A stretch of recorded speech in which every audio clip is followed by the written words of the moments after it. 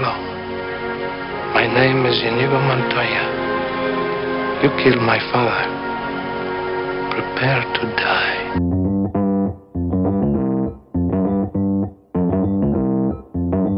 Live from Joe's mom's basement, it's the Stacking Benjamin Show.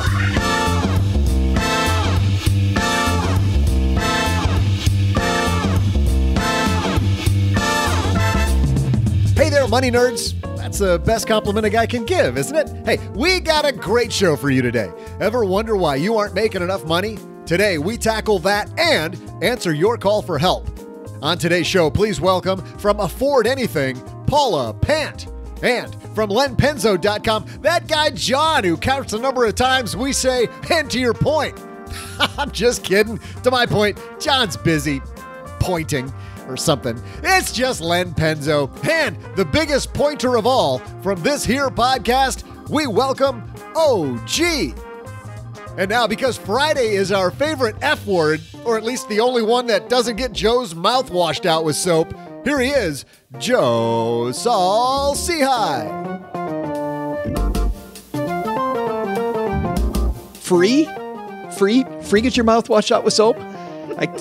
I didn't know that. Hey, everybody, welcome to Friday on Stacky Benjamins. I'm Joe Saul Seahigh, Average Joe Money on Twitter. And across the card table from me, it is that lovable scamp, OG. Nice. Okay. What's up, dude? Hey, just another Friday, and happy to talk to you. We've got two other characters with us, so let's talk to them. In the desert, where she just got back from the Burning Man, it's our good friend Paula Pant from Afford Anything. I wandered around at Burning Man and ended up here. Your hair looks normal again. What's up with that?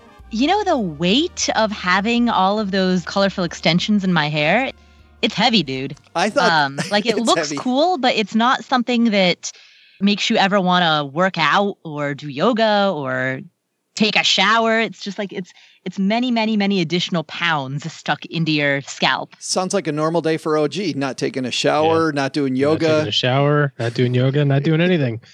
I got to say, though, Paula, to quote my friends in Boston, your hair looked wicked awesome.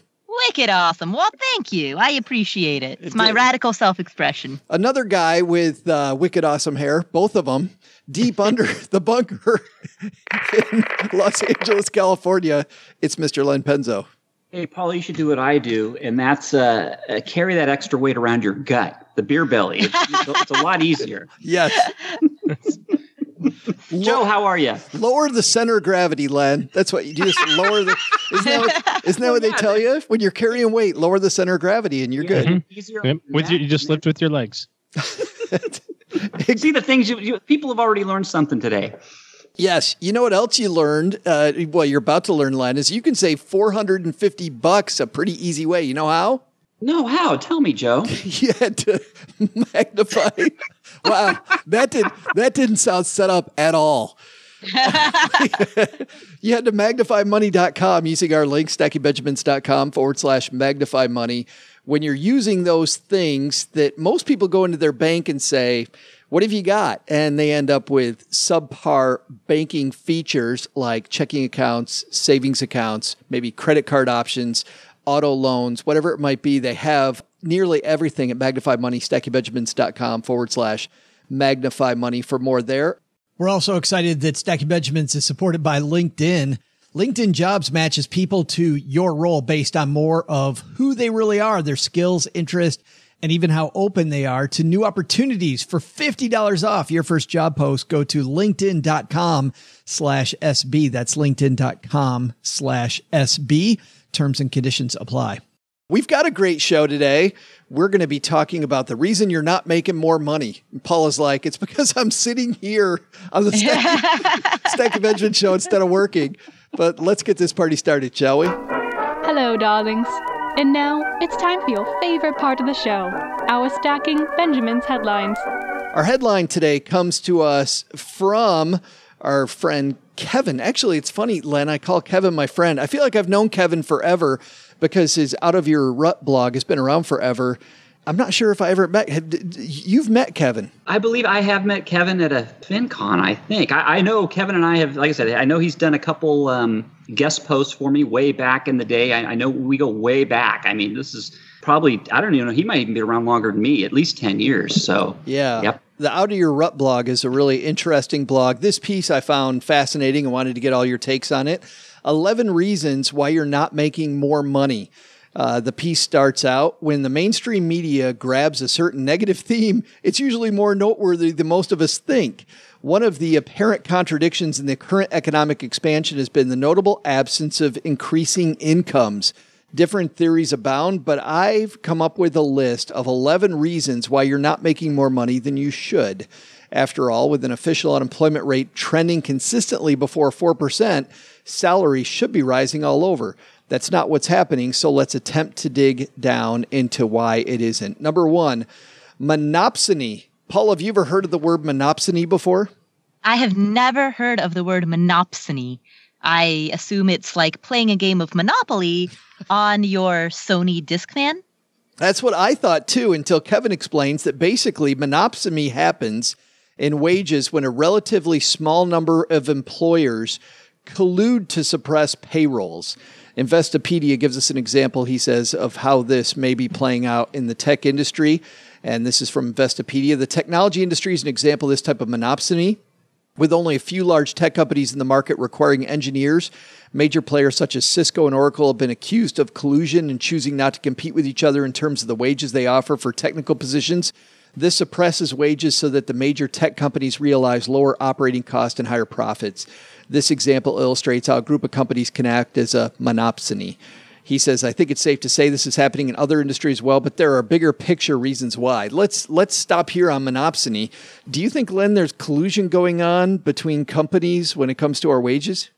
Gosh, that's a tough one. I'm an engineer too. In my niche, I don't think so at all. As a matter of fact, the competition's fierce and people are getting paid for what they're worth. But hey, maybe it is happening in certain other niches. I don't know. If it is, it's illegal, obviously. And I don't know, Joe. It's hard. It's hard for me to believe that the free market things would work that way. You could collude to hold things down like that. Do you think maybe, OG, it's just the fact that companies can see more easily what other companies are paying? I mean, it's easier than ever on places like the U.S. Department of Labor Statistics, Glassdoor, for people to see what everybody else is paying and hold the line. It's kind of an interesting thought. I'm kind of with Len.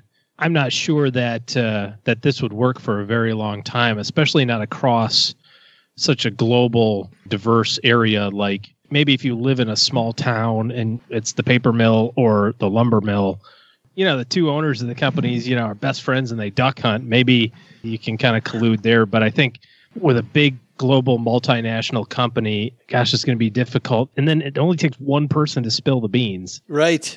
And that's going to get pretty slippery. So I think it's more something about the information is just very public, like you said. Yeah. To your point. Yeah, Paula. That's one on your drinking game list, John, right there. Woo. Hold on. Yes. Paula, to OG's point, did we do it again? Yeah, this is going to be horrible now.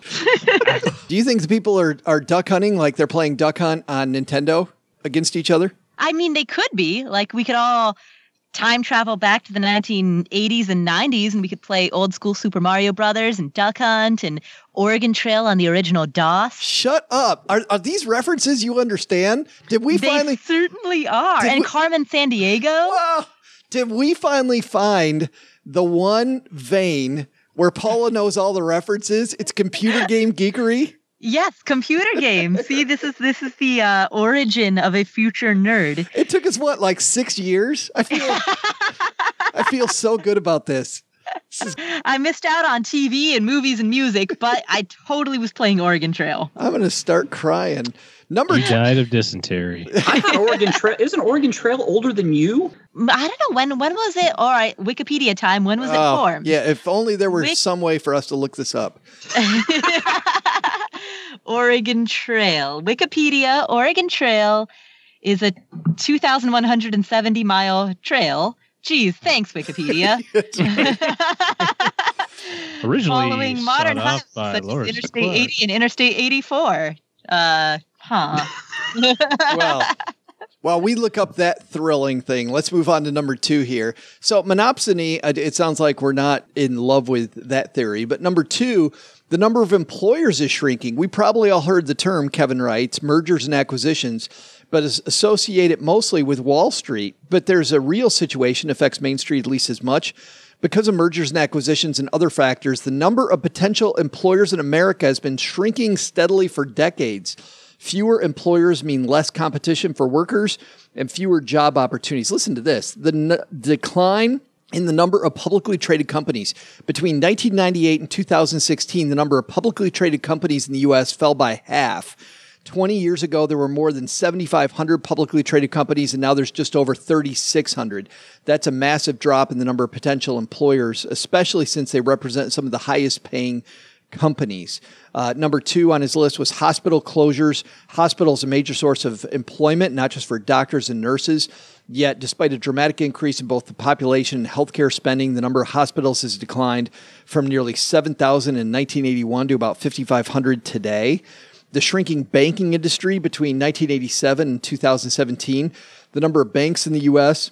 has declined from 18,000 to 5,800. That's a decline of nearly 70% in 30 years. Consolidation, he writes, is the order of the day in industries across the economy. Fewer competitors in any given industry means fewer jobs and more downward pressure on wages. One thing that I like, Len, going back to you can't argue with statistics. It sounds like he's got some numbers here that, you think maybe things are shrinking. I was completely shocked. If you'd have asked me if the number of publicly traded companies had declined, let alone declined by half, I would have guessed the total opposite, that they would have went up, but I was wrong. But I will say this, I totally think he's spot on here. And I'll go back to what I'm familiar with, is the industry where I work, the aerospace industry. There were, when I started 30 years ago, oh my gosh, at least a dozen companies I could go to. And my colleagues were hopping companies right and left constantly. I had a buddy, Brian Sullivan. Within a 12-month period, he hopped from the company I was working to a competitor. He came back to my company, and then he went back to the competitor. That's in 12 months. And he was getting 20% raises each time he jumped. And you can't do that anymore. There's not that many companies out there to do that. So I can totally see this makes complete sense here. He made 4 jumps in a 12-month period. Yes. And the companies were right down the street from each other. It was incredible, but it bit him in the end. His 4th jump was his last jump. He got laid off and nobody hired him after that. The word kind of got out. Sure. Yeah. Yep. Yeah. That's a lesson, kids, right there. Yep. Uncle Len's lesson for the day. Actually, that's a good lesson. Number 3 on here, new business formations have declined dramatically. Historically, the formation of new small businesses has been a major force for job creation, but in recent decades, new business formations have been in a steady and dramatic decline. The number of new business formations declined from more than 550,000 in 1978 to fewer than 150,000 by 2012. Entrepreneurialism was once the economic backbone of America, the small shopkeeper, the farmer, and the tradesman. But today it seems like a historic novelty as more people pursue jobs in government and corporate America. Paula, new business formations down. That's also surprising. That surprises me a lot, and I would want to fact check that and look for. I would want more information about that before I were to believe it, because it seems as though startup culture is rampant. It seems as though entrepreneurialism in the U.S. is healthier than ever. It's sexy now, right? Well, you follow that. Look at his 4th point on here. His number 4 point, Paul, is the rise of the solopreneur. The combination of the internet and the high cost of doing business is producing a higher number of solo entrepreneurs or solopreneurs. Instead of operating a business and hiring employees, the entrepreneur instead works alone. That sounds like a Paula. But so here's the thing. I don't see how the rise of the solopreneur would necessarily tie in with reasons why you're not making more money. Because if you have a greater number of people who are becoming self-employed, who are becoming solopreneurs, and they may not be hiring employees, but they're hiring other contractors, freelance contractors to assist with various aspects of their business, then that entire web of solopreneurs who are providing services for other solopreneurs, each person within that web would be making more money theoretically. Yeah, I don't think so, though. OG, turning to you, you and I started off our first blog forever ago. And it just seemed like when we entered this space versus just the financial planning space that you and I were in, the downward pressure, because there's so many solopreneurs, like the ability to pay people less seems to be so much easier. I guess as an employer, it's so much easier to pay people less online than it was when I was a financial planner. I don't know that that's the case, but I'm going to take what you have here and kind of run with it and combine maybe a little bit what Paula was saying here. Maybe your income is not increasing, but the cost of doing business is decreasing. And therefore, you're kind of staying the same and or netting out more things. And what I mean by that is this. Let's say that you worked at an architect firm in town and you got to drive to work and buy work clothes and eat out for lunch with your colleagues 3 times a week and so on and so forth. And you quit and you now run your own business, and maybe there's a little bit of pressure on being a little bit lower cost provider or something like that. But now you can swap out your car for a bicycle because you don't actually have to go anywhere because you're working from home, or you don't have to have expensive clothes anymore because you're not seeing clients in the office and you don't have to go to lunch. So is it maybe a little bit of we're still doing better, but this one metric of income is different? Income staying the same, but expenses are down. You buy that, Paula? No, not. I mean, I don't. I thought I had one. Because you have other expenses. You have expenses that people didn't have in the 1980s. Hosting, email lists. But email the cost but to OG's point, not that he needs backup, because he really doesn't. But the cost of hosting is nothing versus the cost of the suit that you no longer have to wear. Like when I was... if you have a sufficiently large audience, we're talking thousands of dollars per year. I mean, I just ran the numbers on just my hosting plus ConvertKit, which is my email management software. Between just those two things, I'm paying about $7,000 a year. And granted, if I were to rent a brick and mortar establishment, sure, rent on that, depending on its location, would almost certainly be higher. But still, I mean, we're not talking about all of the software that I'm using for my business. We're talking about purely web hosting and the email list, $7,000 a year, just for those two things, not even counting the cost of running Facebook ads, the cost of software for managing Instagram, all of that. Sure, but he was talking about a few seconds ago, there's not any shopkeepers anymore or farmers. I mean, in contrasting web hosting services, which, I get it. I mean, it's expensive, but it's a lot less expensive than trying to employ 32 people to help you on the farm over the summer. Or a combine. Or buying a combine. My grandfather owned a printing company, and now most printing can be done on the internet and done instantaneously. Somebody's got the big printing, but I remember Grandpa spending $60,000 on a printing press, and that was in the, 80s or early 90s. And now that thing might cost $100,000 if he was still doing it. Which, by the way, is Kevin's fifth point on here. He says it's not a cliche. Machines are replacing people. That's exactly the point here. And by the way, if we can get rid of the hamsters that run the shortwave, like we gotta the cost of keeping those things running less. We should pay them less. Give them less with that little juice thing that they drink out of.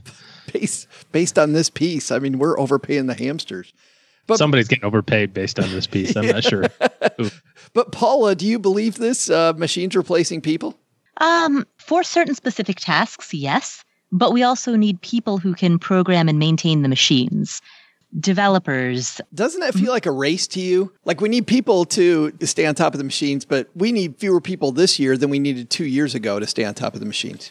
I think what it is jobs that do not require a lot of training, jobs that can easily be replaced by machines, are being replaced. But specialized jobs for which we do not have machines that are advanced enough to be able to do them, jobs that require the exercise of judgment and critical thinking and human discretion, those are not yet being replaced and probably will not be for decades. Listen to me do this, guys. And to Paula's point, John. Oh. To Paula's point, Len, when she talks about the certain type of jobs, I remember Len walking into a factory with my dad when I was 10 years old. He worked for General Motors, and that factory was full of people. I went with him a couple of years ago back to a General Motors factory where now he works as a consultant, getting back to the earlier thing that we talked about. And he's showing me around the factory. And Len, this floor is nearly empty. I mean, just almost completely robots and people maintaining robots. Is that what you see where you're at? Yeah, well, automation's been, it's not like this is a new thing. If you think back even to the 1800s, machines have been replacing people for a long, long time. Look back to the cotton gin, for example, or railroads, and machines are always replacing people. But those things replaced horses, Len. Oh, okay. You're right, horse. Yeah, but then you had the people that had to take care of the horses, right? Yeah, you had right. a whole industry of the horse taking care of the horses. Buggy whip makers. Yeah, see, I saved that one. I saved that last minute save. Thanks, stick save. But seriously, it seems more widespread now. Especially like when you go into a fast food restaurant. I mean, they have kiosks that are now taking your orders. They have machines that are making the burgers. I went into the airport at Newark. Has anybody ever been to Newark Airport in New Jersey? Have. Yeah. Not on purpose. Okay. This was a couple of years ago, and it really was staggering. When I was walking through the terminal there, every restaurant, even the bars, had ordering kiosks on every table. Yeah, there were no waiters or waitresses anywhere. There was one, like these bars, there was a big old long bar, one bartender, and everybody would put their orders in at the bar, and it would all go automatically. I mean, it was just incredible how few people were working there. And not to make this a crabby old guy podcast, Len, but didn't you hate that? Because I hated it. Yes, I absolutely hated it. It really was. That's the first place I was at where I was like, oh my God. I mean, we are really, it's really getting surreal. That's the only way I could say it. I'm going to move past a few of these because he has several more points. I want to drop down to number 11. Let me go through these, though, for people just following along at home. And we'll link to them on our show notes page at stackingbenjamins.com. Number 7 is importing of workers, basically saying that in the United States, importing people from other countries who will do the work for less money than people in the U.S. are willing to take as a wage. We could probably spend a day talking about just that point alone. Number 8, serial economic crises and the happy to have a job syndrome, where you should just be happy to have a job, and the unspoken threat that you could just as easily be jobless. Number 9, online job boards, making it easier for employers to find somebody who will undercut you on your wage. Number 10, bogus inflation statistics. Once again, another entire podcast on how inflation statistics, not what you think they are. I totally agree with that one, but that's a whole different page. But I want to get down to number 11. No shortage of college-educated workers. In 1970, 1 in 7 U.S. adults held college degrees. Today, it's 1 in 3. That means the percentage of Americans with college degrees has more than doubled in the last 50 years. As much as we're being fed the narrative that we need more education to compete, the reality is there's no shortage of college-educated workers. This helps to explain why an unusual number of college grads are working at Starbucks or driving for Uber. By at least one estimate, 34% of college-educated workers are underemployed working in jobs that don't require college degrees. Paula, you agree with that sentiment? That's definitely true. I mean, the scarcity is what leads to value. When everybody has something, then it's no longer a rare resource. And so I think that this mythology that we feed people, that you need to go to college in order to get a good job, is detrimental to a lot of people. I mean, certainly if you want to become a dentist, then yes, there's a certain type of schooling that you're going to need. But there's absolutely nothing wrong with going to a vocational school or a trade school and becoming a plumber or an HVAC technician or an electrician. And so to discourage people from that and to make it sound as though they would have a better shot at life by getting a humanities degree rather than becoming an electrician, I think is a disservice to both parties. Now, there's nothing wrong with getting a humanities degree. I'll spare you from the angry emails. But thank you. Email Paula at affordanything.com. Oh, good. That's the email address I never check. So sure. Good. Fantastic. See, that's what I was setting it up. I was just, woo! Yes. I have a sociology degree. I have never used specifically that degree. Certainly, I got things out of my liberal arts education that I've applied to my adult life. But would I ever tell somebody, don't go, somebody who actually wanted to become an electrician or a plumber or an HVAC technician, would I ever tell them, no, don't do that? your future will be much better if you got a sociology degree. Right. No, of course I'm not going to say that. No, that's my English degree too. I mean, I think my English degree has done a lot for me, but same. Yeah, you speak English fluently, Joe. I speak English fluently. If you want to put that correctly, Paula, come on. By the way, in case anyone was wondering, the Oregon Trail was developed in 1971. That was either the actual Oregon Trail or the video game? The Oregon Trail video game was developed first game was originally developed in 1971, and it was developed by a high school senior. Yeah, imagine that. Paula's saying, imagine a high school senior in 1971. They had that back then?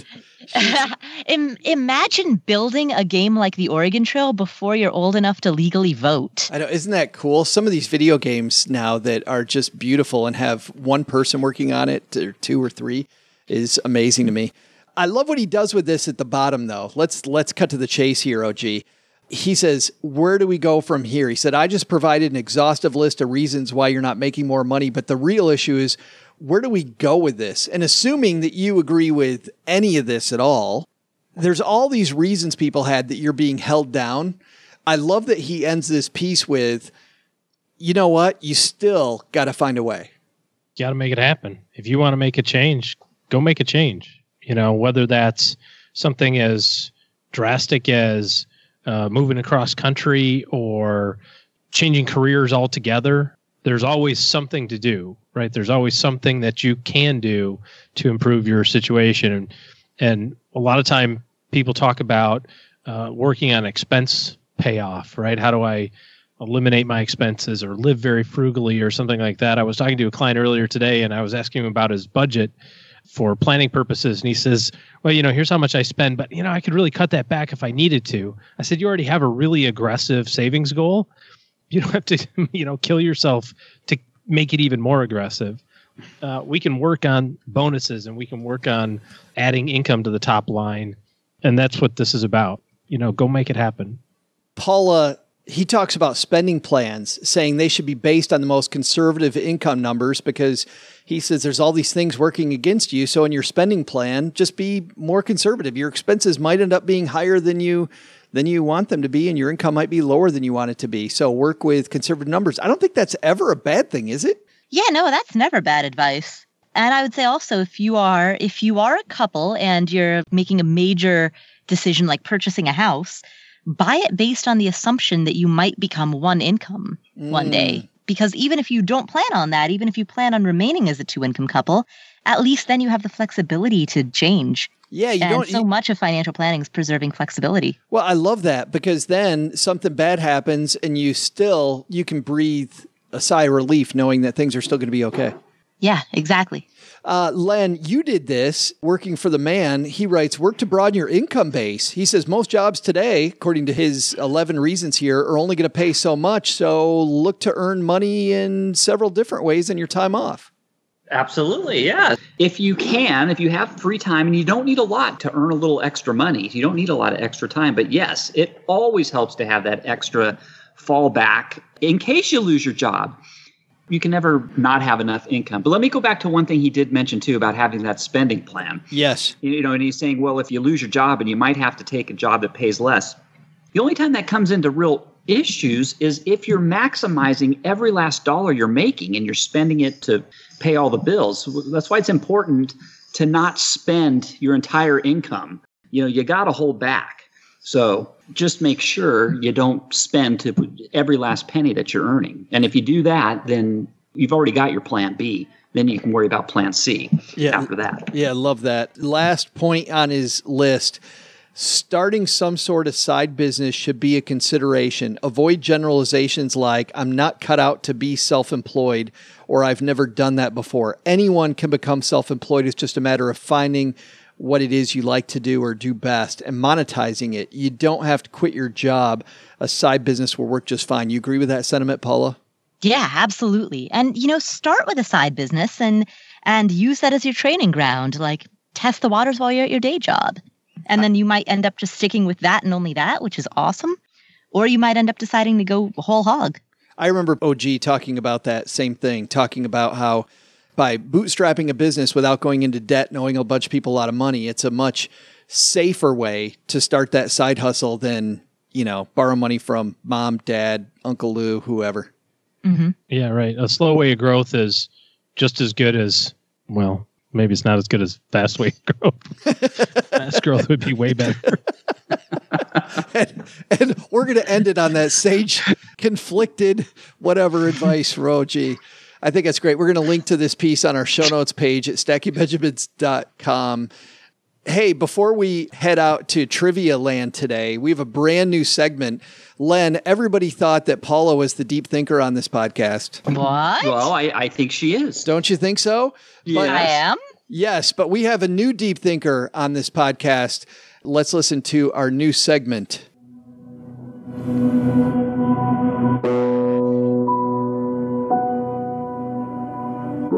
Time for another deep thought from Doug.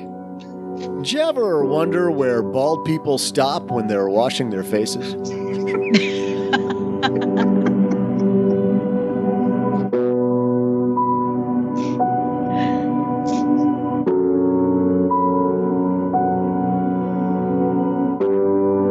What's the answer? I love how he's got like 4 minutes to think about that at the end. Like, Doug, that's the deepest thought you've ever had, pal. That's what do you think, Len? Where do you stop? I'm still trying to figure it out myself. I think it was when I get my shoulder up to a certain, I don't know. You know what? You're making my head spin already just thinking about it. I never really thought about it. Paula, isn't that mind bending? Wow. Yes. Yeah. I cede my crown. Hey there, trivia fans. I'm Joe's mom's neighbor, Doug, and I've been trying to read some good nonfiction lately. Gotta feed the noggin, right, kids? Well, after a few exhausting weeks of looking around, I finally found a book I'm interested in. And believe it or not, there actually is a good book without pictures. Who knew? To celebrate, here's today's trivia question. What year was J.R.R. Tolkien's The Hobbit written? I'll be back with your answer right after this.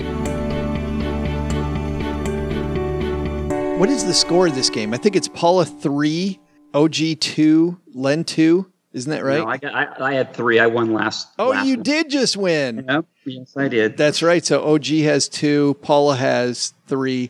People have been asking when this game ends. We have no idea. Like, what score are we playing to? I don't know. Maybe it's the 2017 game. Maybe we play to the end of the year. But You got to box this and give the home version out to your listeners, Joe. Yeah, the home game. Yeah, that's fantastic. We'll make $3. Last. Right. Speed it along. Last. By the way, the reason 12 on Kevin's list of reasons you're not making more money is because you're busy playing the home game of the Stacking Benjamins trivia. That's exactly why. All right. OG said he's going last. Paula, you're second, which means, do you want to go first or second? I already know the answer. Second? Yeah. Second. All right. So Len. She asked it with a question. But Yeah. Yes, correct answer. That is the correct answer. Len. I was confused because you said, Paula, you're second. Do you want to go first or second? Oh, and I'm like, sorry. You just said I was second. Paula, you get to choose second, whether you go first or second. Yes. Yeah. I'm sorry. Yeah. Listen to what I mean, not what I say. Come on. That's what Mom always says. Len, so you're first. J.R.R. Tolkien wrote The Hobbit. Yes. And the Published question it is when here. it was written, when it was published. Yes. I think Led Zeppelin, they did a song, and I know they referenced some things in The Hobbit. So it's before the 1970s.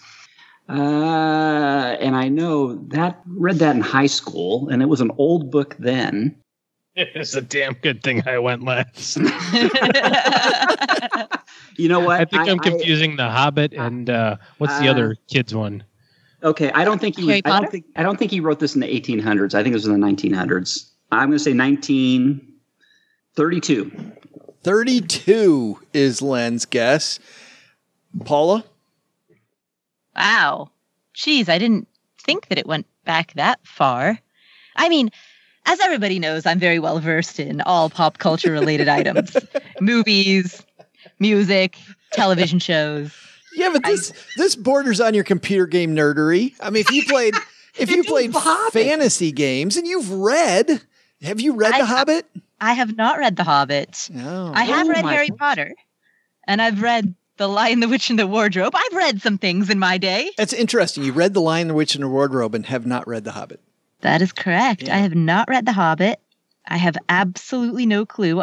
My initial knee-jerk reaction was I was just going to say 1971 because that's the year that the Oregon Trail was developed. But given that Led Zeppelin apparently referenced them, and Led Zeppelin apparently was also big in the 70s, I'm beginning to worry that 1971 might be too late. So let's just go with 1957. 1957. Sure. All right, OG. You're in the driver's seat, big guy. 32 and 57. What do you think? Oh, goodness. I don't have any idea. So I'll say. Did you read the book? No. Don't they make, I was thinking don't they make you read this in high school anymore? Isn't that like one of the standard reading? No. Yeah. Oh, No. It's like, any more? The hell are you talking about? I'm making my sixth grader read Tom Sawyer, and he's less than impressed. Oh, with wow. That. He's like, I don't understand what they're talking about. I said, you got to read it like, Yeah, that Mark Twain character. Meh. Yeah, meh. So. I could have written this. Lion, Witch, and the Wardrobe. I'm not gonna. He did write The Lion, the Witch, and the Wardrobe. Nice. Yeah, he has. No, he has. Good work. Oh, he read it. I thought you said that Mark Twain wrote it.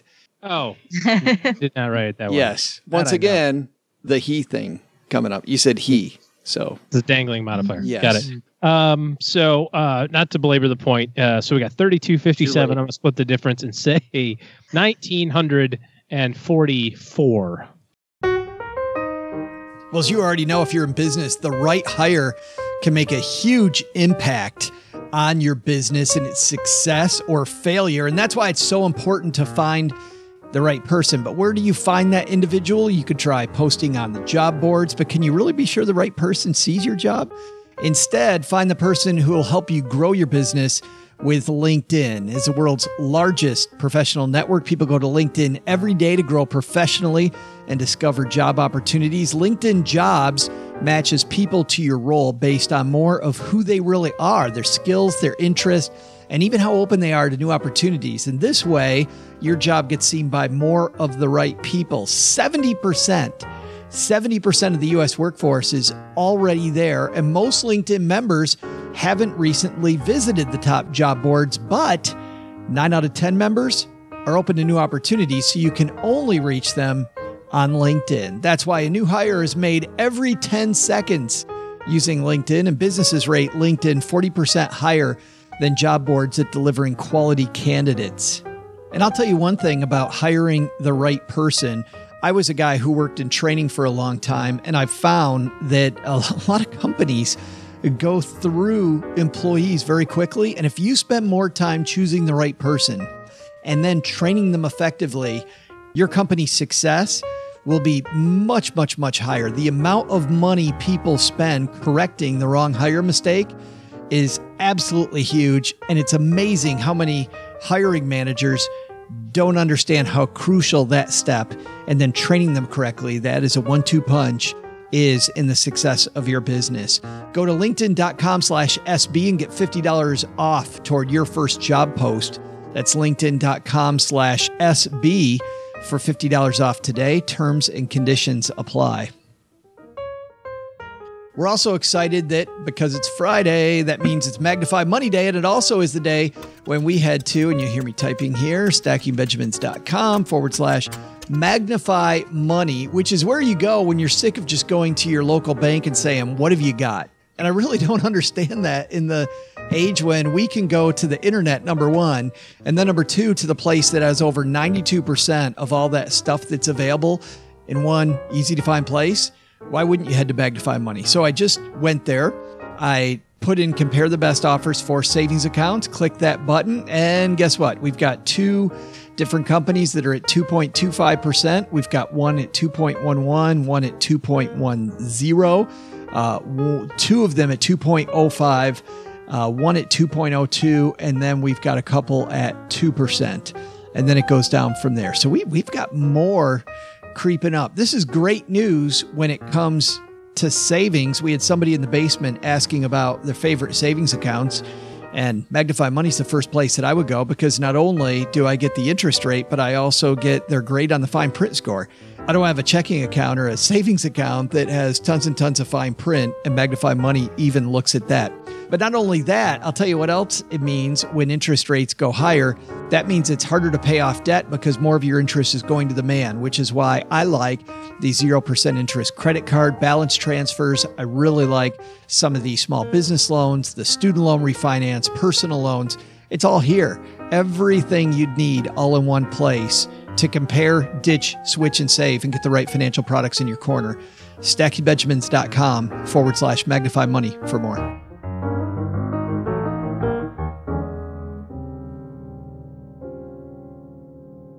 All right, before we get to Doug and the answer, Len, this 1932, how you feeling now that everybody's significantly later than you? Well, I think Paul is flat out wrong because, like I said, when I read that book, I thought it was been around a while. So I think I may be in trouble. So we'll have to see. Paula, you feeling flat out wrong? I have no basis on which to make any like, type if this of is judgment. how wrong feels. Yeah. This is how Melancholy. It's so right. I feel the way a person might feel if they were to have randomly thrown a dart at a list of answers, and that dart landed on one of them. Hypothetically speaking.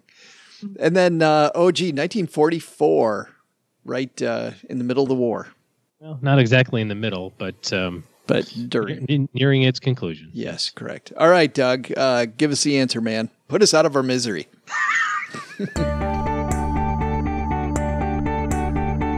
Welcome back, trivia fans. I'm Joe's mom's neighbor, Doug, and I hate to be a big fat spoiler on this whole Tolkien thing, but I'm not sure how accurate this travel memoir really is. I've been looking at maps all day for this Middle Earth, and I see the Midwest and the Middle East, but unless I'm mistaken, I think he's making it up or something, because I personally seen a razorback, and once I saw a Wienermobile with my own eyes, but an orc?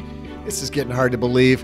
Okay, but I promised trivia based on this book, so let's get your answer, which I know is accurate. What year was J.R.R. Tolkien's The Hobbit written? The answer? While still read widely today, the book was written way back in 1937. Maybe that explains it. I'm not the best history student, but it appears whatever happened between 1937 and today sure has calmed the world down a lot, wouldn't you say? See ya!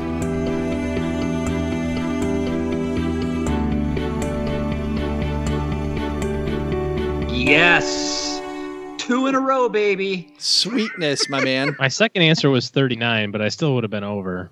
That's right. What's interesting, Paula, is you read Lion, Witch, and the Wardrobe, and J.R.R. Tolkien and C.S. Lewis were good friends, and actually wrote back. I saw and you forth. kind of, hammered on that twice about, and I think Lion, Witch, and the Wardrobe was written in 39, I think, and that's why I was going to say 39. Yeah, they kept. But they had a long line of letters back and forth that are pretty interesting. they're like, "Hey, what about your mystical book? What do you think about that one? Oh, I've got a great one. Mine's about going into a closet. Closet? That's really dumb.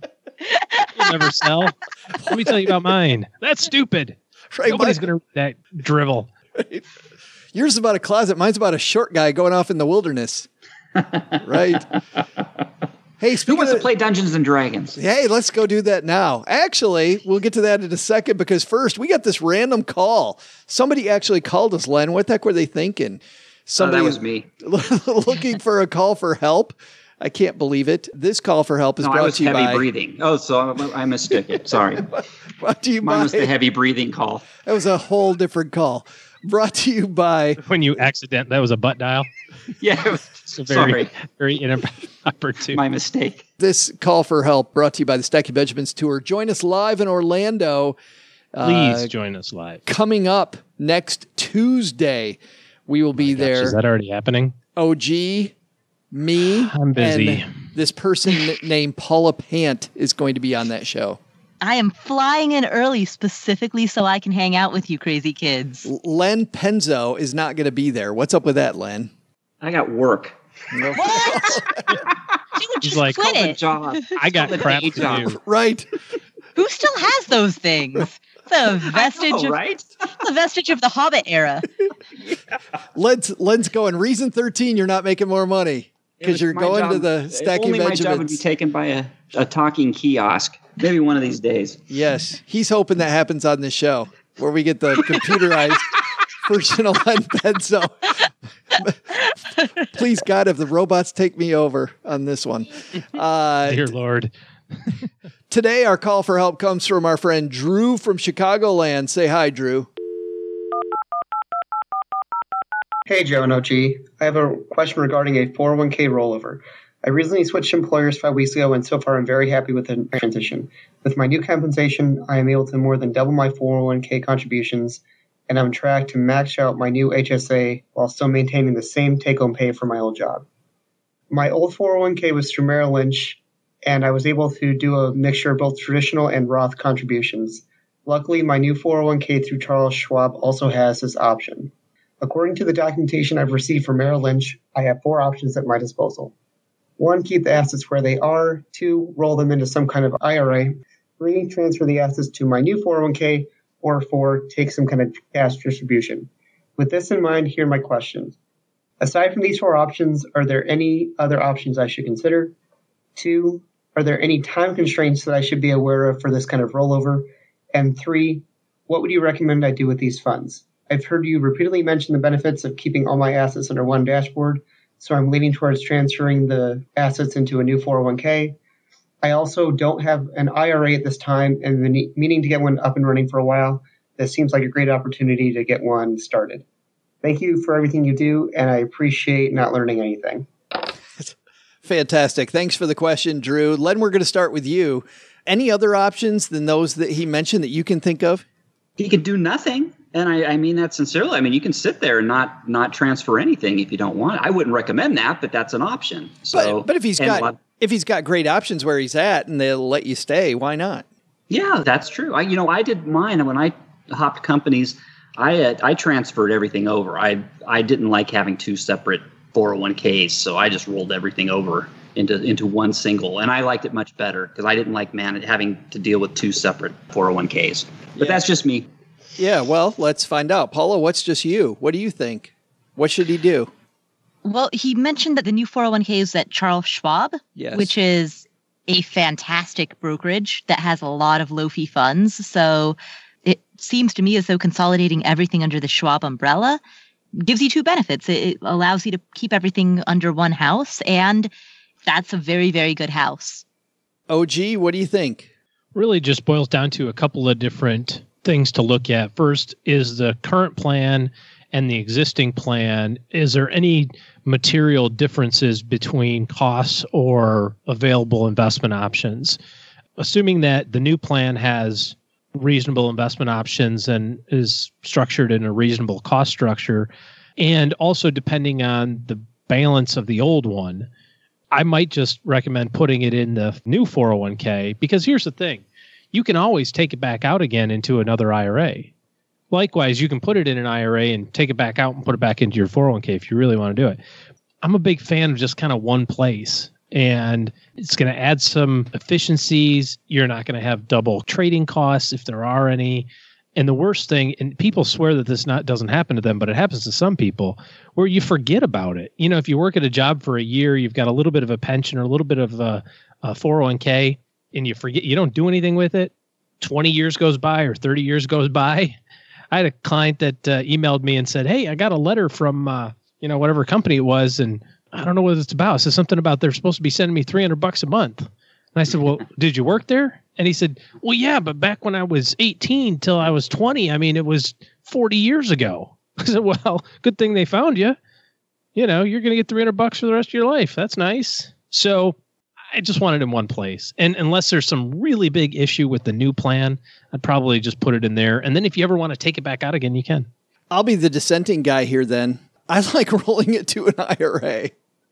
So basically, you get to pick anything. You can keep it where it is. You can move to the new one. Yeah.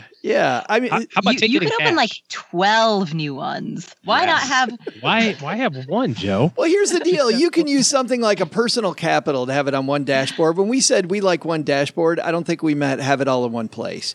The thing that I don't like about most 401ks is that there usually is an Achilles heel. And if there is an Achilles heel, with the IRA, I can do whatever I want. So I can roll it wherever I want. And I can also then emphasize the funds that I don't get in the new 401k. And I can then I can overemphasize in the 401k what that 401k does well. And the areas they don't do well, I can have my IRA pick up the slack in those areas. So I can maintain good diversification.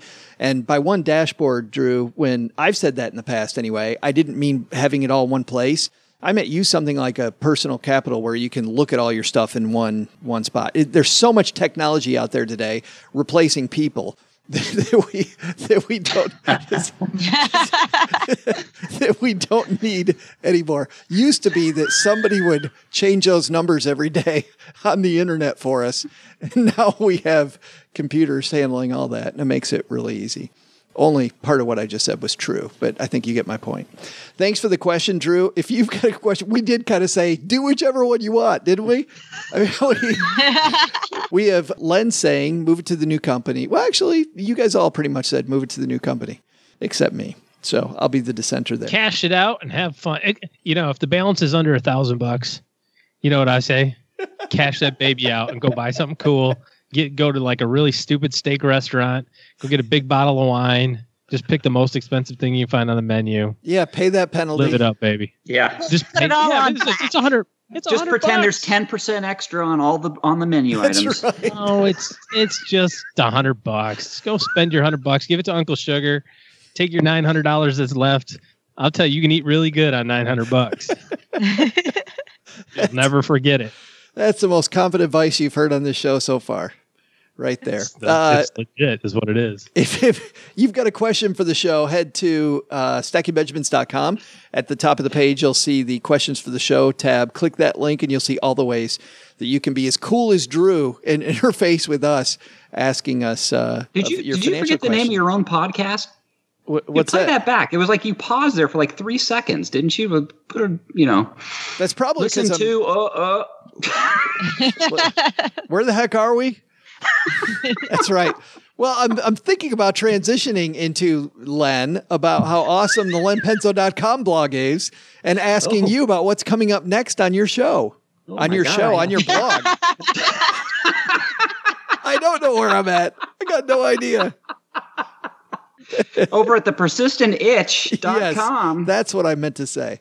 It is that time again. It is the $40,000 challenge. I've got another Stacking Benjamins listener and who has volunteered to show how they live on less than $40,000 a year. So that's Ryan from North Carolina. Stop on by. I love that series, and that's really exciting. That another one of our listeners taking part in that. So head to lenpenzo.com and get that goodness. Paula, what's going on at Afford Anything? On the Afford Anything podcast, we have an interview with Brian Portnoy, who is an investor who talks about how to make better decisions. So we're talking not just about investing, but about decision-making frameworks as a whole. I suppose that does sound deep thinky and nerdy, doesn't it? But it's quite good. It's one of my recent favorites. It's thinking about how to think. Thinking? So that's thinking on about your thinking. Exactly. Metacognition, as they call it, as the kids call it these days. So that is on the Afford Anything podcast. Also, this dude named Joe shows up from time to time, and he helps me answer listener questions. It's crazy. I don't know how he gets on the airwaves. Crazy talk. We have so much fun. We do. So we fun. do. And that's at the Afford Anything podcast. Mr. OG, ready to take this show on the road? You got your suitcases packed? Who's in charge of buying plane tickets? That's what I don't know. The big question. Am I supposed to get those? Or I don't really care about that. Who's in charge of Doug? That's what I really want. Like, who's carrying the Doug leash? Exactly. Gotta have. Well, what's frustrating is that, I went through his travel plans with him. I said, hey, I'm going to book these tickets. And he's like, no, I got it. I'll just ask for reimbursement. And then he sent the reimbursement. I'm like, wait a second. Is this what kind of tickets did you buy? And he said, Gulfstream, right? Isn't that what you said? We could take the Gulfstream? No, dude. Commercial, basic economy. And then he said, the part from Elf where the guy's coming in to give the pitch, he says, hey, I need an S500 to pick me up at the airport, black, tan interior, 72 degrees. I don't think he's kidding. No. With a big sign that says, Doug. Orlando, wait till you see the diva in action. You guys thought I was bad. So in all seriousness, I have just discovered there's this company. It's called Jet Suite X, and they fly between Las Vegas and a few select cities in California. And the tickets on those are like, if you buy at least a month or two in advance, actually incredibly cheap. It's so good. Ridiculously cheap. So I have joked for years about like, I got to stop flying commercial. And when I saw Jet Suite X, I was like, holy moly, I might actually start flying private for like $80 a ticket. Yeah. No, wow. It is They've got Jet fantastic. Smarters on the East Coast. That goes from Miami to New York, basically. And there's some other cities they throw in there, too. There's some Dallas to Houston, legs, and that sort of thing. Wow. How great is that? Wow, like who knew? Like the Uber for jets, right? And Joe's making us drive the minivan. Yes. Well, the Volkswagen van, right? So hope we make it. Orlando, we hope we see you next week. Doug, take it from here, man. What should we have learned today? So what did we learn today? First, not making as much money as you'd like. Maybe times are tougher. But that's no excuse for not making it happen, people. Find a side gig, ask for a raise, whatever it takes. Only you can avoid being a statistic. Second, rolling over an old 401k, you have lots of options and they all might make sense. So how you handle that situation is based on your specific circumstances. The only option that most often ends poorly is to take it out and spend it. Yeah, avoid that. But the big lesson? Elves? Really, Tolkien? You expect us to believe elves exist? Wait a minute. Maybe that Will Ferrell movie documentary wasn't as off as I thought. Elves! Elves! There are elves living among us, people, and I, it turns out, have proof. Oh, it was right in front of me the whole time. Paula Pant appears courtesy of AffordAnything.com. Len Penzo appears courtesy of LenPenzo.com. This show was created by Joe Saul-Sehy, produced by Richie Rutter-Reese, and engineered by the amazing Steve Stewart.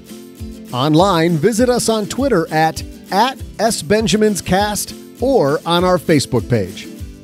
I'm Joe's mom's neighbor, Doug, and I just noticed it's just as dark and damp down here as Joe's soul.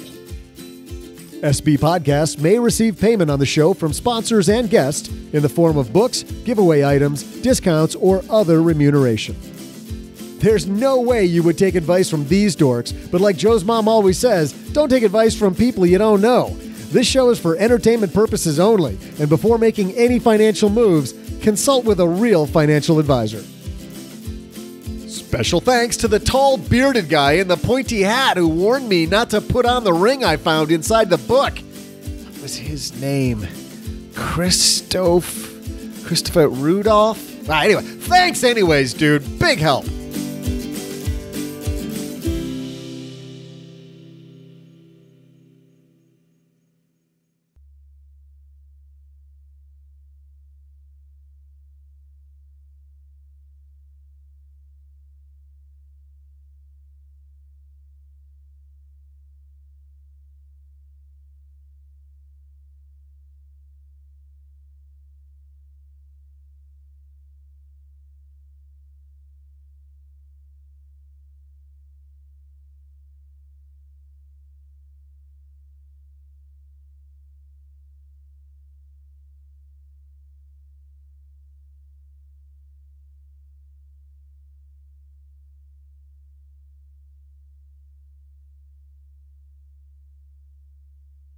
Welcome to the after show, the part of the show that doesn't exist.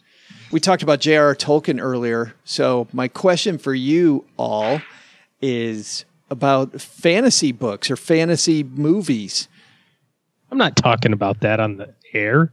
I don't talk to anybody about So a whole different subject. Well, it starts when the pizza guy knocks on the door. That's right. I thought this only happened to other people. I know. You wouldn't believe what happened. So there I was minding my own business. Yes. The supermarket. Yeah, right. Paula, what's your favorite fantasy novel? Wait, novel? I don't know. Does Game of Thrones count as a fantasy TV series? Would that? Sure, absolutely. Yeah. We'll Game allow of it, Your Thrones Honor. is a thing I've watched. Yeah, but did you read the books?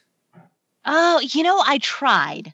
I really tried. I could not do it. I went the other way. I couldn't watch the series because I'd read the books, and the first 2 episodes I lived through, and I'm like, you know what? This is just the same. It was, and I've heard they branched off since, but it was so like the books, but less dense that I couldn't get into it.